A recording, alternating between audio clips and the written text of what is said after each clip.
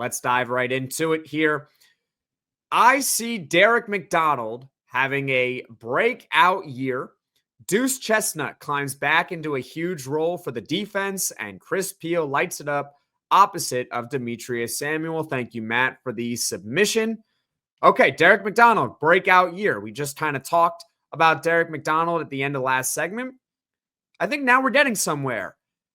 The thing with Derek McDonald in this hot take is, how do you define a breakout year? Do you define it as him having a career high in tackles? His current career high, like we mentioned in the previous segment, is 67. Is it that much of a hot take to say that he'll have 68 or more tackles as a starting inside linebacker?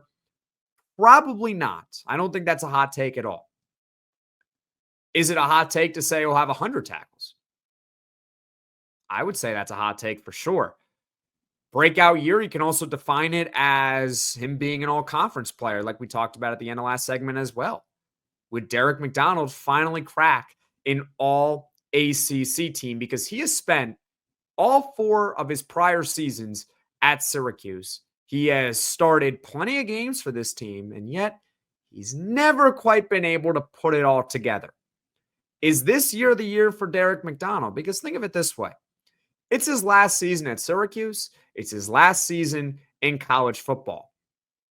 I'm assuming, I could be wrong, but I'm assuming that Derek McDonald, when he is done playing at Syracuse, done playing in college football, assuming he still loves the sport of football, he'd probably like to play professionally. Just like many other college players out there, they want to go to the National Football League and live out the dream. This is his last chance.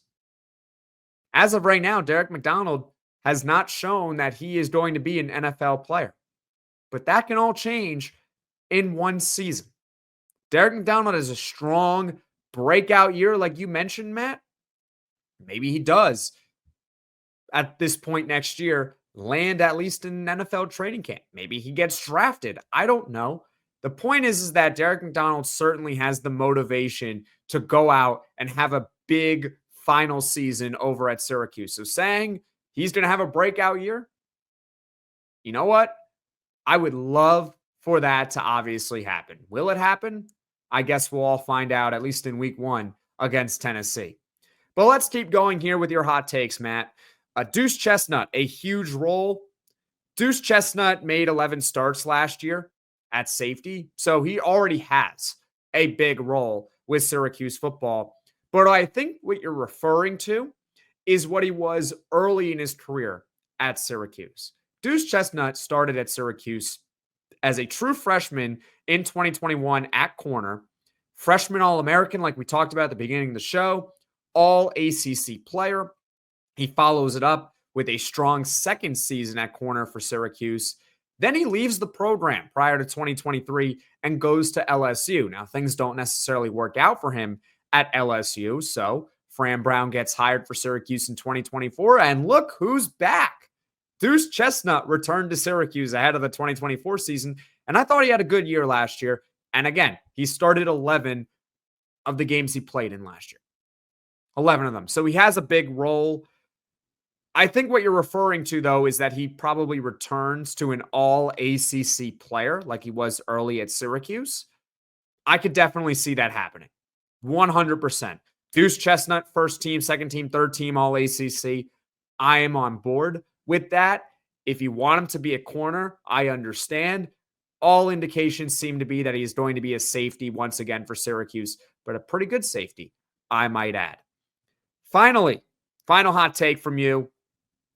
Chris Peel lights it up opposite of Demetres Samuel. Absolutely love this hot take because, as we're about to describe, I don't think many of us know what Chris Peel is going to be for Syracuse. That's kind of the intrigue with this hot take here. He's entering his 3rd season of college football. His previous 2 seasons were not spent with Syracuse. They were spent with the Georgia Bulldogs. In fact, I believe that Fran Brown was Chris Peel's recruiter back when he was in high school, a former 4-star recruit.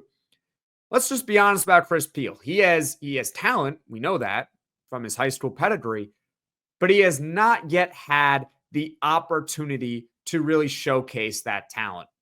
Georgia, they're freaking loaded. They are.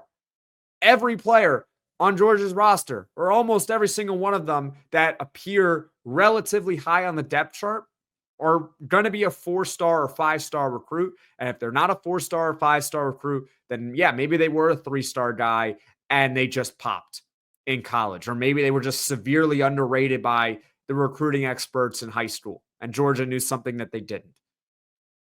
They are loaded with blue chip talent across the board. And when you're loaded with that much talent across the board, it's hard to crack the team. That's why Georgia is consistently amazing every single year. It's why when they only win 10 games in a regular season, you're kind of left disappointed if you are a Georgia fan. If they're not in the college football playoff for Georgia, it is a failure. So back to the point with Chris Peal, he's got talent. He was not really able to crack Georgia's very talented lineup. Now, assuming Demetres Samuel is the number 1 corner, that leaves the number 2 cornerback spot up for grabs, which I've documented here before on this channel. We've talked all about it. I think it's between 2 guys, and one of them is Chris Peal, and the other is returning sophomore Davian Kerr, who started the final 4 games for Syracuse at defensive back a year ago. So the bottom line with Chris Peal, I would love for him to light it up. I really would. And I do think that is in the range of outcomes because we don't really know the range of outcomes for a guy like Chris Peal. He could come to Syracuse and be an all-conference corner. That's on the table.